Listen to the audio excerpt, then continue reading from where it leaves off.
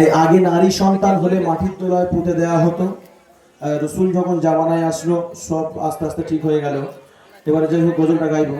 দাইয়াতুল কালবি, তারা বিবিকে বললো, বিবি যখন তোমার গর্ভেতে দুনিয়ার আলো দেখে যদি নারী সন্তান হয় আমাকে তুমি ফোন করবে না। অনেক বিস্তারিত আছে গজলের মধ্যে। এই গজলটা শুনলে আপনাদের হয়তো এক চোখ থেকে এক ফোঁটাও পানি আসবে। নতুন গজল আমি গাইতে পারবো কি সঠিক জানি না, ইনশাআল্লাহ চেষ্টা করবো। চলো।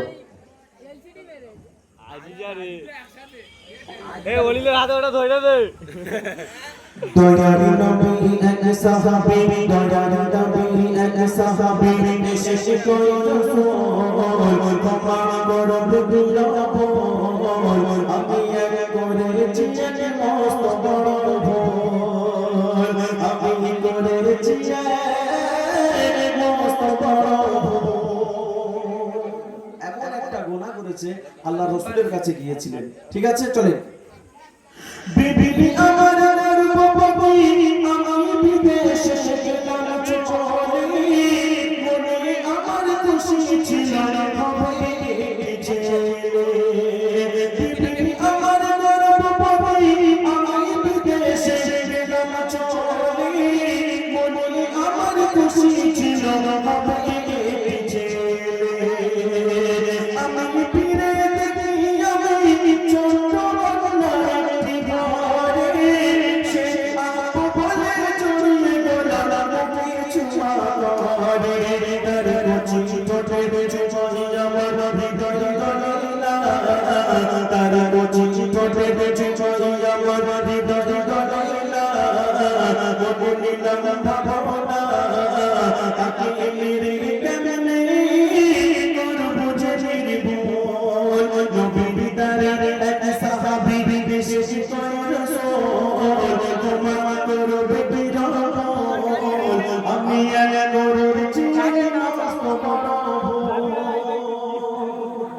যখন কাছ থেকে বাড়ি এলো, যে বিবি পানি নিয়ে আসছে সেই ছোট্ট মেয়ে ছুটে ছুটে আসছে, বলছে আব্বু।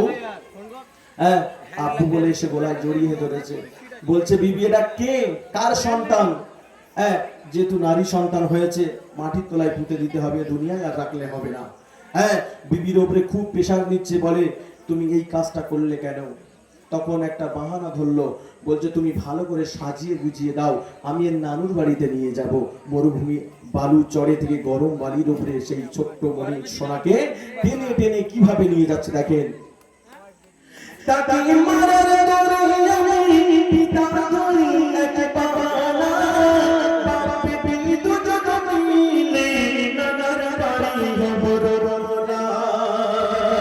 তাকে মারার দরে পিতা ধরি এক পাওয়ানা, বাপে বিলি দুজন মিলে নানার বাড়ি খবর রওনা। বিবি আমার নতুন পোশাক পরিয়ে দিল মেয়ের গায়ে, বাবার বেবি পানি দিলাম মরুভূমির রাস্তায়। গরম বালুর উপর বেবি চলতে পারি না, গরম বালুর উপর বেবি চলতে পারি না। আব্বু বলেন গরম শিশাল না, তবু তার মারার নেশা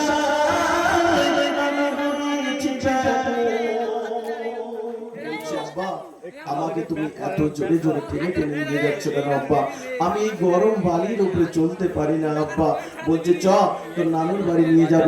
ওই ছোট্ট সন্না জানে না যে আমার বালি খুঁড়ে এই গর্তের মধ্যে পুঁতে দেবে ছোট্ট সেই সোনার পাখি, জানে না। ও মনে করে আমার নানুর বাড়িতে নিয়ে যাচ্ছে। দেখেন, কিছু দূরে গিয়ে বেবি বলে আপসোনা, পিপাসাতে বুকু ফুটে যায় একটু পানি দাও না। অনেক দূরে চলে গেল, বলছে আব্বু আমার খুব কষ্ট হচ্ছে আব্বু, আমার পিপাসাতে বুক ফেটে যাচ্ছে আব্বু, তুমি আমার একটু পানি খেতে দাও, আমি এইভাবে চলতে পারি না।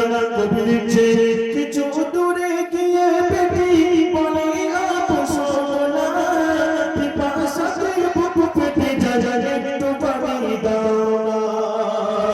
আমি তাকে পাশে রেখে পালন করতে লাগলাম, এই পালন পানি আছে আমি তোকে বলিলাম এই কষ্ট দেখে আমার বুঝিয়ে দিল এই কষ্ট দেখে আমার বুঝিয়ে দিল বাবা বেবি বাড়ি করিলাম তবু তার মনের মায়া একটু হলো না।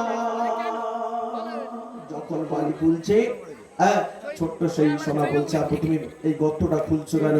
বলছে মা তোর পানি পিপাসা লেগেছে না, এই বালি এই গর্তটা খুঁড়ে পানি উঠলে আমি তোমাকে খাওয়াবো। কিন্তু এই গর্তর মধ্যে ছোট্ট কন্যাকে মাটি চাপা দেবে সেই ছোট্ট কন্যা জানে না। বাপের কষ্ট দেখে নিজের গায়ে জামা নিয়ে আব্বুর ঘামটা মুছিয়ে যাচ্ছে, কিন্তু ছোট্ট সোনা জানে না যে আমার কোনো পিঠে দেবে। শেষ কথার মাধ্যমে কবি দিচ্ছে শোনেন।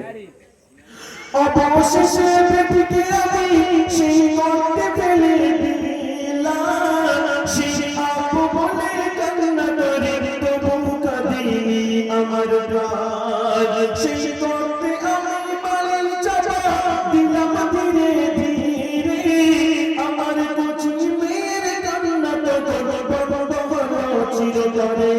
এই ঘটনা কাফিরের হৃদয়কে পেয়ে যায়, এই ঘটনা কাফিরের হৃদয়কে পেয়ে যায়। জানি না আল্লাহ কি জানা, যাও দূরে সরে সাহাবী কেঁদে বলিল, নবীর দারের এক সাহাবী, নবীর দারের এক সাহাবী বিশেষ কয় রাসূল ক্ষমা করবে বিরহল, আমি করেছি মস্ত বড় ভুল। চলেন আরেকটি গজল গাইবো, তারপর সিরাজুল ভাই উঠে সিরাজুল ভাইয়ের মনের মতো কয়েকটা গজল নিয়ে আমরা অনুষ্ঠান শেষ করার দিকে যাবো। চলেন, যে গজলটা গাইতে গাইতে সাউন্ডের প্রবলেম